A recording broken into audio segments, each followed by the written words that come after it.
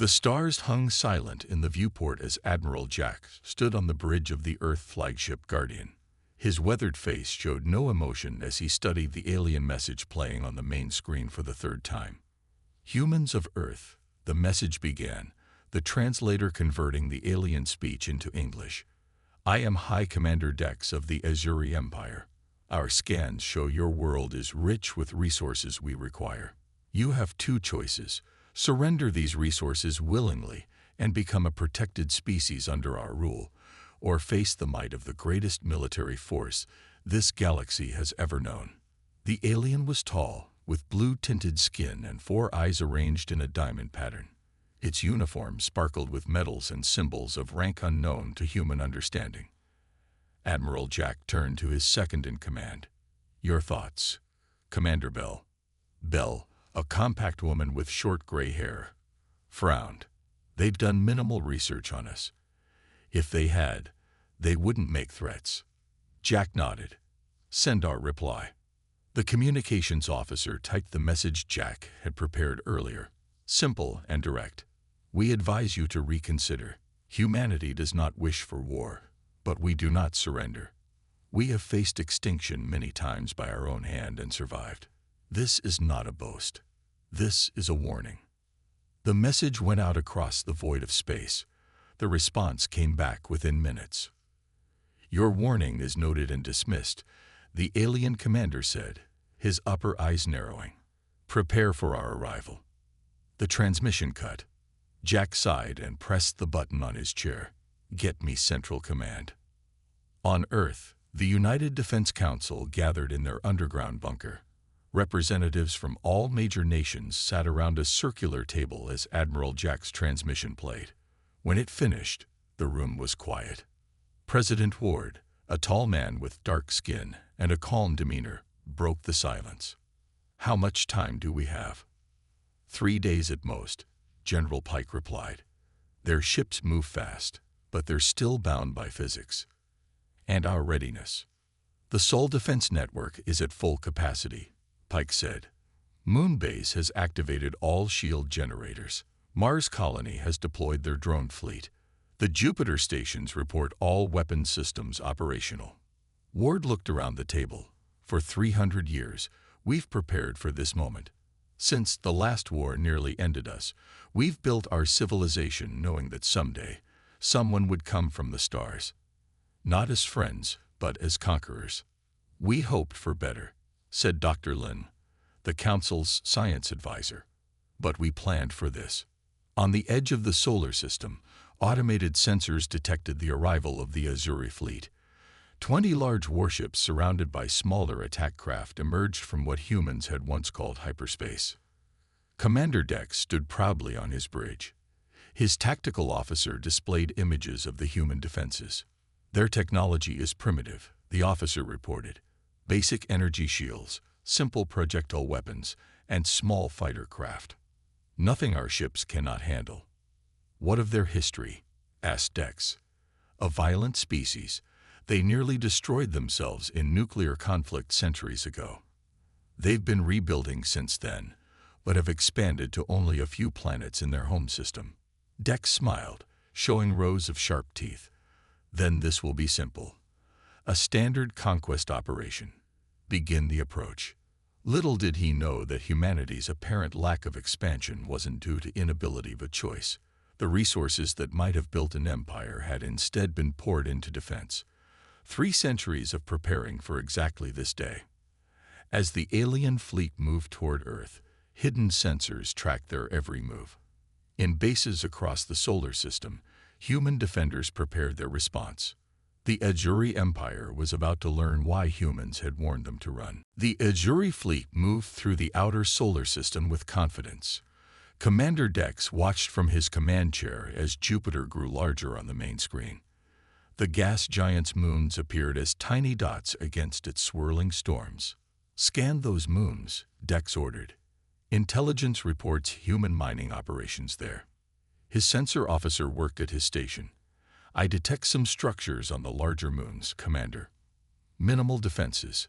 Likely research or resource extraction facilities." Dex nodded. Perfect targets to demonstrate our power. Prepare tow. Sir, the sensor officer interrupted. New readings. Something is powering up on Ganymede. Before Dex could respond, bright beams of energy shot out from Jupiter's largest moon. They weren't aimed at the Azuri ships, but instead at points in empty space. What are they firing at? Dex demanded. His tactical officer looked confused. Nothing, sir. There's nothing there. On Ganymede base, Colonel Tom watched the targeting display with steady eyes. Lock confirmed. Execute Operation Web. The energy beams intersected at precise coordinates, creating glowing points in the blackness of space. Suddenly, these points expanded, connecting to form a vast, shimmering network. On the Azuri flagship, alarms blared. Sir, we can't move. The navigation officer shouted. Something's interfering with our engines. Impossible, Dex growled. Brake formation. Full reverse thrust. But the ships couldn't escape. The energy web had caught them, somehow affecting their drive systems. From behind the moons of Jupiter, human ships appeared. They were smaller than the Azuri vessels, but moved with surprising speed. Enemy ships approaching, reported the tactical officer. They were hiding in the magnetic fields of the moons. Dex slammed his fist on his chair. Fire all weapons. The Azuri ships launched their attack, but the energy beams curved around the human vessels as if deflected by invisible shields. Colonel Tom's voice came through on all human communications. Phase 2. Deploy the drones. From bases on Europa and Callisto, thousands of small objects launched into space. Each one was barely larger than a human hand, but they moved with purpose, surrounding the trapped Azuri fleet. Sir, we're being swarmed by devices, the sensor officer reported. They're attaching to our hulls. Blast them off, Dex ordered. The Azuri ships fired defensive weapons, destroying hundreds of the devices, but there were thousands more, and they moved too quickly, attaching themselves to engines, weapon systems, and communication arrays. Once in place, the devices began to pulse with blue light. One by one, systems across the Azuri fleet began to fail. Weapons went offline. Shields collapsed. Communications died. What is happening? Dex roared. In the Jupiter Command Center, Dr. Miller explained to the gathered officers. The pulse drones are working perfectly. They're emitting targeted electromagnetic pulses, frying their electronics without damaging the ship's structures. Colonel Tom nodded. And the gravity web is holding them in place. They can't escape or fight back. Within an hour, the entire Azuri attack force was disabled, floating helplessly in space. From Earth, Admiral Jack sent a message to the lead Azuri ship, the only one with partial communication still working. Commander Dex, your fleet is disabled but your crews are unharmed. We could have destroyed you, but that is not our way. One ship will be given enough power to return to your empire. It will carry our message. Earth is not to be threatened. In his darkened command room, Dex watched the message with fury and disbelief. How had these humans defeated his fleet so easily, without even destroying a single ship? Sir, his first officer whispered, what do we do? Dex had no answer. The Azuri Empire had never faced defeat like this before. They had underestimated these humans completely. And somewhere deep in his four-eyed skull, a terrible thought formed. This wasn't even the full extent of human power. They had merely been merciful. The great hall of the Azuri Empire fell silent as Commander Dex finished his report. His once proud uniform hung loosely on his frame, stripped of its medals after his failure at Jupiter. The blue skin around his four eyes had darkened with shame. Emperor Vex, ruler of 17 star systems and conqueror of dozens of alien species, sat motionless on his crystal throne. When he finally spoke, his voice was dangerously quiet. You lost an entire battle group without destroying a single human ship. Dex bowed his head lower. The humans use technology we have never seen before, Great Emperor. They trapped our ships in some kind of energy field and disabled our systems with small devices. And they let you return. To deliver a message, the Emperor's upper eyes narrowed. Yes, Emperor. They said Earth is not to be threatened. Emperor Vex stood suddenly, his tall figure casting a long shadow across the hall. No primitive species dictates terms to the Azuri Empire. Call the War Council. Hours later, the War Council gathered in the secure chamber beneath the palace. Maps of the Sol system projected above the central table. Grand Admiral Krell, the Empire's highest military commander, pointed to Earth. Our intelligence on the humans was clearly flawed. We believed them to be confined to their system due to technological limitations. Now I suspect they remained there by choice. Science Director Mir nodded. The energy web that trapped Commander Dex's fleet suggests manipulation of gravity itself. The small disabling devices show advanced miniaturization beyond our capabilities. How could they develop such technology? Demanded the Emperor. Their history might provide answers, said Intelligence Director Lox, bringing up images of Earth's past. 300 years ago, they nearly destroyed themselves in a global nuclear war. Instead of expanding outward afterward, they turned inward. What does that mean? Asked the Emperor. Most species who survive such conflicts expand to prevent future extinction. The humans instead built defenses. They poured resources into protection rather than conquest. Admiral Krell studied the human fleet formations. They fight defensively.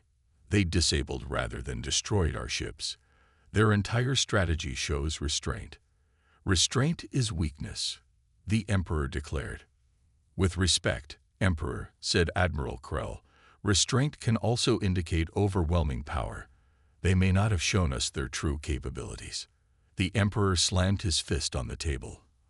I will not be intimidated. Prepare the main fleet. We will crush these humans and take their resources. Grand Admiral Krell looked troubled. Emperor, perhaps we should study them further before. Are you questioning my orders, Admiral? Krell bowed immediately. No, Emperor. The main fleet will be ready in 7 cycles. On Earth, the Defense Council received the news from their deep space monitoring stations. The Azuri are mobilizing their entire fleet, reported General Pike. Over 200 major warships and hundreds of support vessels. Admiral Jack's face appeared on the main screen from his command post on the moon. They didn't take our warning seriously. President Ward looked at the gathered leaders. Options. We could attempt further communication, suggested the European Union representative. They've made their intentions clear, countered General Pike. They want war. Dr. Lin, head of Earth's Science Division, spoke up. The Jupiter defenses were just our outer layer. If they penetrate deeper into our system, President Ward nodded grimly. Activate the inner defenses. If they want to see what humanity can do when truly threatened, we will show them. In bases hidden throughout the solar system, humans prepared for war. On Mercury, heat-resistant factories churned out specialized weapons designed to function in extreme conditions. Venus installations activated atmospheric disruption systems designed to create defensive storms. Mars colonies deployed their underground defensive grids. Earth itself, the jewel of human civilization, remained calm on the surface. But beneath oceans, inside mountains, and hidden in plain sight, the defenses built over centuries powered up. The Azuri Empire thought they were launching a simple conquest against a primitive species. They were instead heading into the most heavily defended solar system in the galaxy. Humanity had tried to warn them. The Azuri main fleet emerged at the edge of the solar system, a vast armada of warships stretching across space. Grand Admiral Krell stood on the bridge of the flagship Dominance, the largest warship ever built by the Empire. At over 10 kilometers long, it carried enough firepower to reduce a planet's surface to ash. All ships report ready, Admiral, said his second-in-command. Krell nodded. Begin the advance. Maintain defensive formations. The humans have proven tricky. The fleet moved forward cautiously, bypassing the outer planets where they had been defeated before. Their target was Earth itself. Emperor Vex had been clear: destroy the human homeworld and end this resistance. On the moon base Alpha, Admiral Jack watched the enemy approach on the holographic display. They've learned something from their first defeat, he observed. They're avoiding Jupiter entirely. Colonel Bell studied the enemy formation. They've reinforced their electronic systems against our pulse weapons, and they're using shield configurations we haven't seen before. Jack smiled slightly. Good. I was worried this wouldn't be interesting. He pressed a button on his command chair. All stations, this is Admiral Jack. Execute Phase 3. Throughout the solar system, hidden installations activated. On Pluto and its moon Charon, massive energy collectors emerged from beneath the icy surface. In the asteroid belt, hundreds of seemingly ordinary rocks split open, revealing weapons platforms. The Azuri fleet passed Neptune when their sensors detected something unusual. Admiral, there's some kind of energy buildup ahead of us, reported the sensor officer. Source? Demanded Krell. Unclear, sir. It seems to be everywhere. In the void between planets, tiny particles began to glow. Dust and ice that had been floating harmlessly for millions of years suddenly lit up with inner fire. What is this? Krell whispered. On Mars Colony, Professor Hart monitored the dust field activation. The nanoseeds are responding perfectly, she reported to Earth Command. All particles are charged and ready. For decades, humans had been seeding space with microscopic machines, each one too small to detect individually. Billions of them floated throughout the solar system, dormant until needed.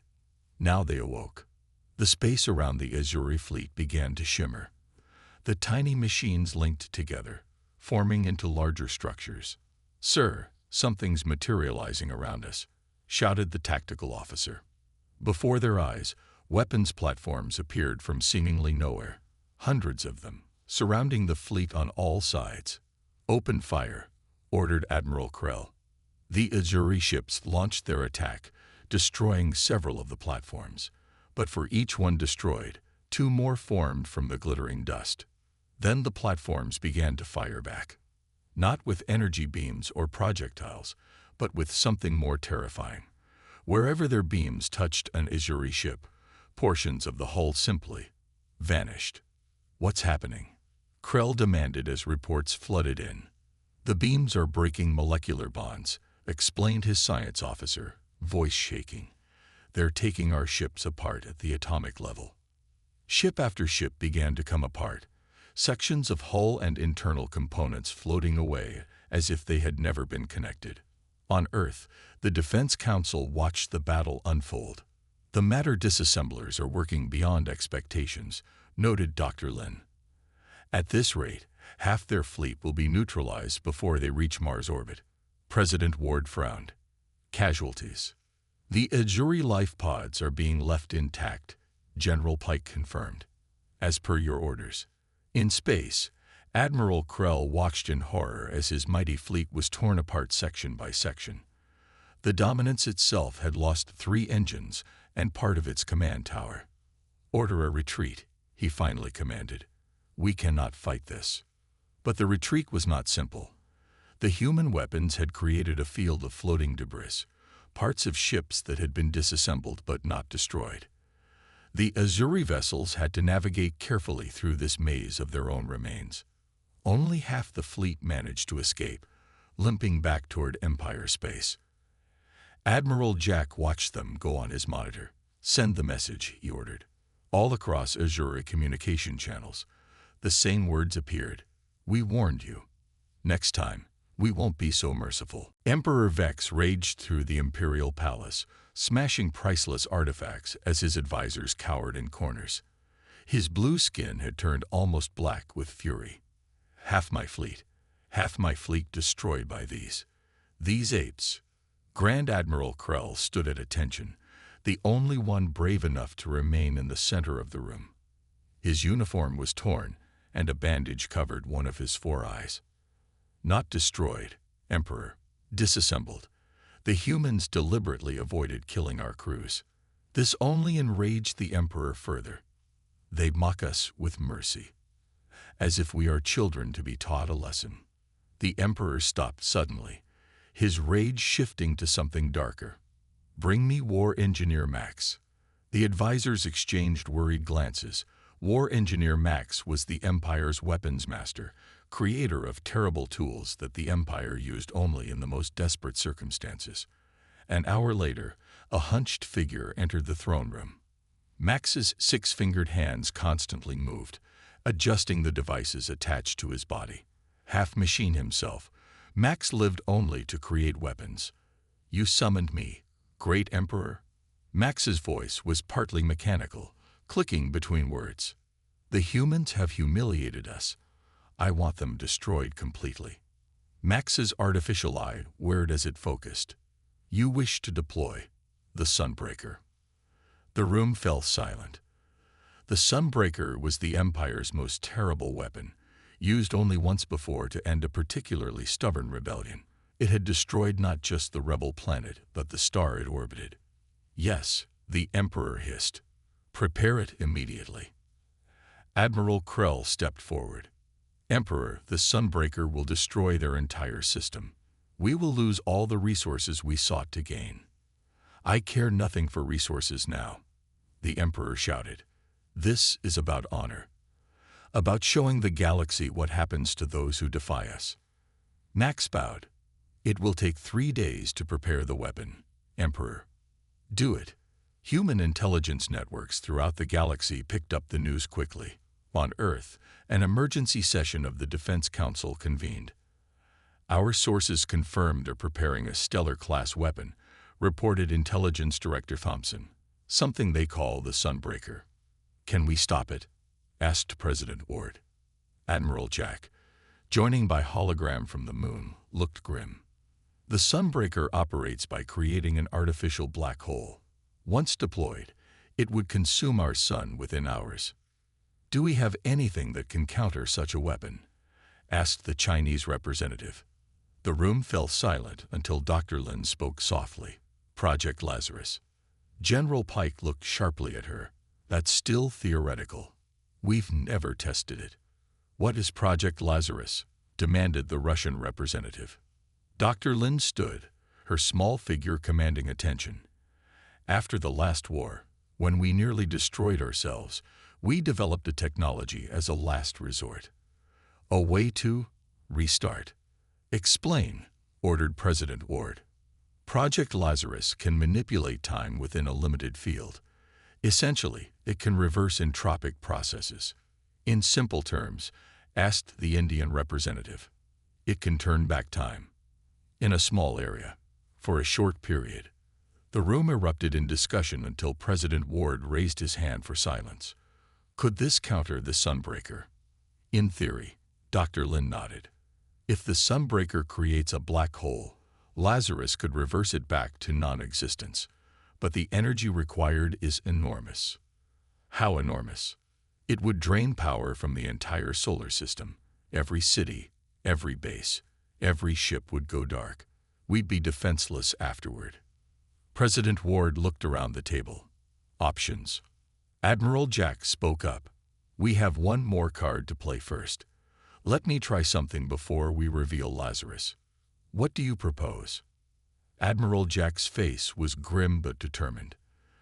"The Azuri need to see what humans are truly capable of when pushed too far. One demonstration should be enough." "What kind of demonstration?" "Something they'll never forget," Jack said. "Something that will make the Emperor himself realize that he's not just risking his fleet or his honor, but the existence of his entire empire." President Ward considered for a long moment, then nodded. "Make your demonstration, Admiral. But be ready to deploy Lazarus if needed." As the meeting ended, Dr. Lin approached the President privately. "Sir, there's something about Lazarus I didn't mention to the others." "Yes. If we use it, there's a 10% chance it could reverse time throughout the entire solar system, not just where the Sunbreaker hits." "Meaning?" "Meaning we might get a second chance, or we might unravel reality itself." The Azuri war factory orbiting their homeworld was enormous, a metal ring 20 kilometers across. Within its armored walls, thousands of workers assembled the Sunbreaker device. War Engineer Max supervised every detail, his mechanical parts clicking as he moved from station to station. "Increase power to the gravitational core," he ordered. "The black hole must form within 3 seconds of activation." A technician nodded. "Yes, engineer. The calculations are precise." Emperor Vex himself arrived to inspect the weapon, surrounded by guards. "Will it be ready on schedule?" "Yes, Emperor," Max bowed. "The Sunbreaker will deploy in exactly 12 hours. The human sun will collapse shortly after." "Good," the Emperor smiled with all 4 rows of teeth. "Soon the galaxy will remember why the Azuri are feared." Alarms suddenly blared throughout the station. "What is happening?" demanded the Emperor. The security chief checked his screens. "Unknown object approaching at high speed. It bypassed all our outer defenses." "Show me." The main screen activated, displaying a small silver object moving toward the station. It was shaped like an arrow, barely larger than a shuttle. "Is that a human ship?" the Emperor asked, confused. "It appears to be," War Engineer Max said. "But our scans detect only one life form aboard." "One?" The Emperor laughed. "They send one human against us. Destroy it." Defense weapons across the station fired, energy beams converging on the tiny ship. But somehow it dodged each attack, moving with impossible speed and precision. "It's heading straight for the main docking bay," shouted the security chief. Before anyone could react, the silver ship crashed through the force field and skidded to a halt on the docking bay floor. Station security troops surrounded it, weapons ready. The ship's hatch opened slowly. A single figure stepped out. Admiral Jack, wearing a simple gray uniform with no weapons visible. "Hold your fire," the Emperor commanded through the station's communication system. "I want to hear what this human has to say before we kill him." Security troops escorted Jack to the command center where the Emperor waited. The human admiral walked calmly, as if touring a garden rather than entering the heart of enemy territory. "Emperor Vex," Jack nodded as he entered. "I've come to deliver a message in person." "Bold of you to come alone," the Emperor said. "Your species must practice strange customs if you send your highest military leader on suicide missions." Jack smiled slightly. "Who said I came alone?" He raised his hand, showing a small device in his palm. "This transmitter connects to 50 quantum-linked bombs we placed throughout your empire 3 days ago." The Emperor's face darkened. "You lie." "City Prime, your colony world. The royal palace on your second moon. Your fleet headquarters. Your main shipyards." Jack listed locations calmly. "All have devices waiting for my signal." "Impossible. Our defenses would have detected them." Jack shrugged. "You still don't understand what you're dealing with. While your fleet attacked our solar system, our special forces were placing these devices across your empire." War Engineer Max stepped forward, scanning Jack with his mechanical eye. "He's telling the truth, Emperor. I detect quantum entanglement signals coming from his device." The Emperor's voice shook with rage. "You would destroy our empire. This proves humans are savages." "No," Jack said firmly. "This proves we finish what others start. You plan to destroy our sun, killing billions of innocent people. We targeted only military installations." He stepped closer to the Emperor. "This is your final warning. Cancel the Sunbreaker project.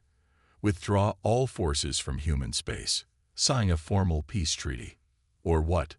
the Emperor hissed. "Or I press this button and your empire falls. Not just your military targets. I've set the quantum cascade to spread. Your entire civilization will collapse within days." Jack turned to leave. "You have 1 hour to decide. My ship will take me to safe distance. Send your answer there."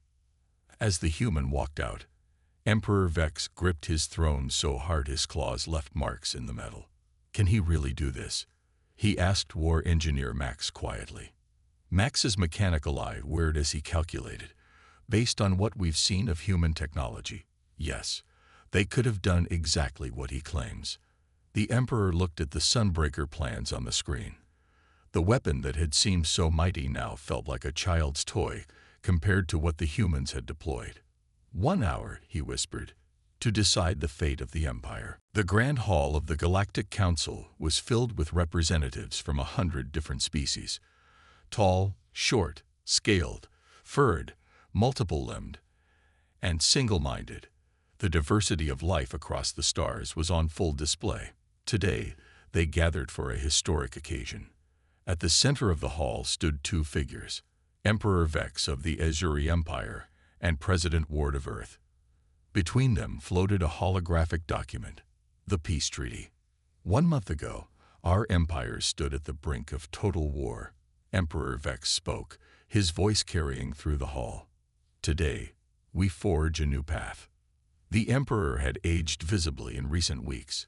The strain of near defeat had left marks on his blue skin.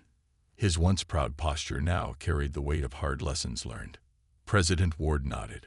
Humanity did not seek this conflict. We have always wished only to live in peace. But when threatened, we will defend ourselves with everything we have. The treaty signing was brief but meaningful. As the 2 leaders pressed their hands to the document, applause filled the hall. The greatest war that never happened had officially ended. Later, at the reception, Admiral Jack found himself approached by Grand Admiral Krell. The Azuri commander still wore a patch over one eye from injuries sustained during the fleet's retreat. "I must know," Krell said quietly, "would you really have activated those devices? Destroy our entire civilization?" Jack sipped his drink calmly. "What do you think?" Krell studied the human's face. "I think you would have found another way. The bombs were real, but you would have tried something else first." Jack smiled slightly. "You're learning about humans faster than your emperor." The bombs were bluffs. No, they were real. But they were programmed to target only military installations, not civilian areas. We don't make war on innocents.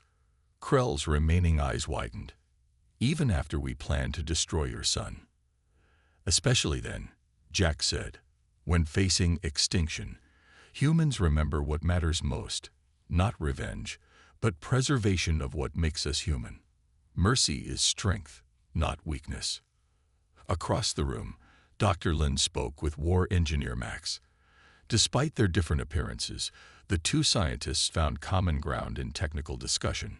"Your gravity manipulation technology is fascinating," Max said, his mechanical parts clicking with excitement. "To create artificial black holes. And your work on faster-than-light communications could revolutionize our understanding of quantum physics," Dr. Lin replied. "Perhaps," Max suggested cautiously, "our empires could share some scientific knowledge. For peaceful purposes only, of course."